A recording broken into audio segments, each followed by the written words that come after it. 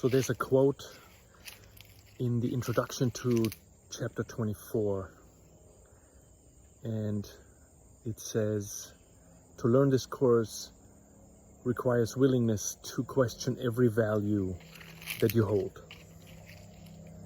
And there are two layers to this quote, I think.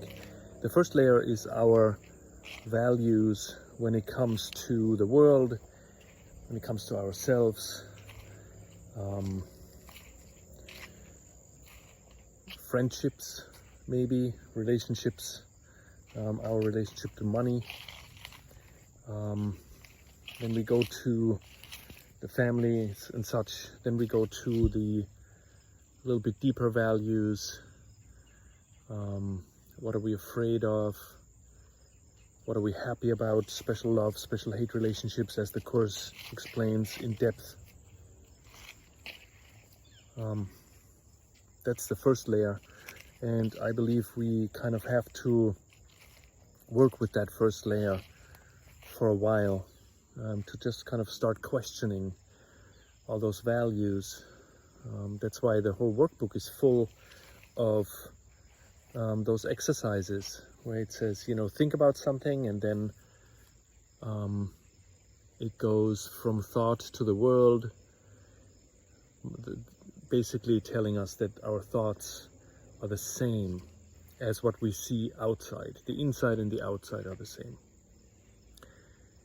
And then this next layer to this would be when we realize that the number one value that we hold that generates all the other values is our guilt. So basically, we cherish our guilt, and the Course talks about that. He says we hug it close, and that value, the belief in our own sinfulness, is the source for all the other values that we hold. So in one sense, when the Course says to learn this course requires a willingness to question every value that we hold, in the end, the value that we need to question is our own guilt.